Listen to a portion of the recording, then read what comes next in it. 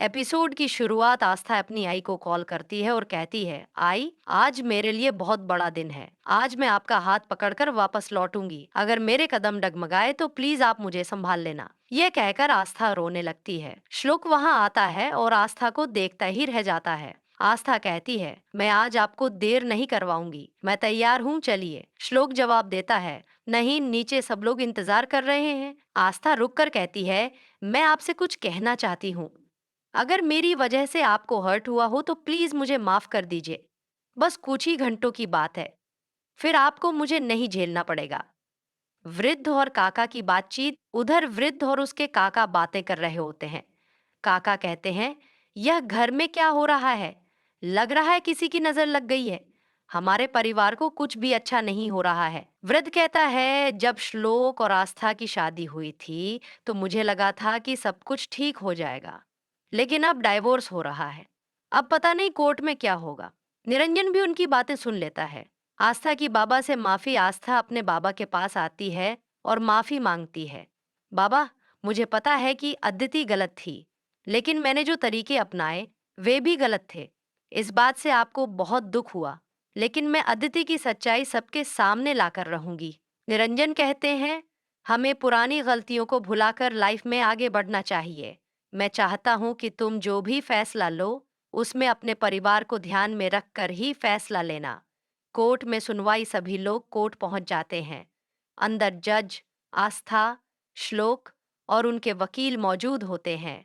जज पूछते हैं, 6 महीने पूरे हो गए हैं, क्या आप दोनों तलाक लेना चाहते हैं? आस्था और श्लोक एक दूसरे को देखते रहते हैं लेकिन कुछ नहीं बोलते। बाहर परिवार के लोग परेशान रहते हैं और सोचते हैं कि क्या फैसला होगा।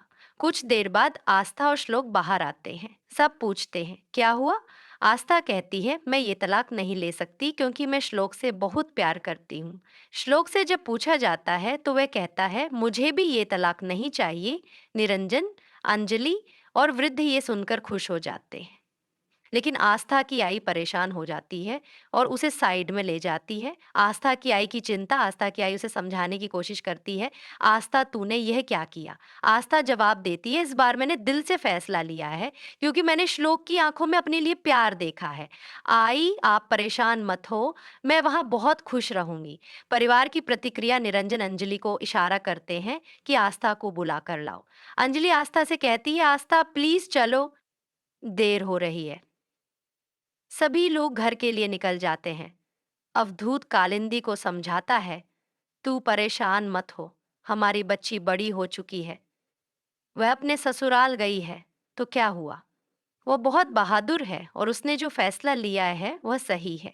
अदिति की नाराजगी। अदिति गुस्से में कहती है, आस्था फिर से रह गई। श्लोक और आस्था की वापसी। श्लोक और आस्था गाड़ी में बैठे होते हैं।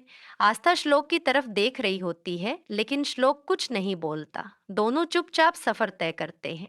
कालिंदी का बदलाव। अज्जू कालिंदी को समझाती है, कालिंदी, तुझे तो खुश होना चाहिए कि तेरी बेटी का ससुराल बस गया है।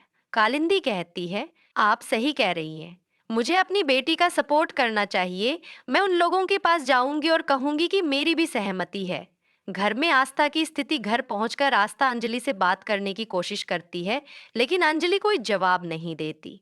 सोझल कहती है, मुझसे बात करने की जरूरत भी मत समझना। अदिति ताना मारती है, देख लिया ना, कोई तुमसे बात भी नहीं करना चाहता।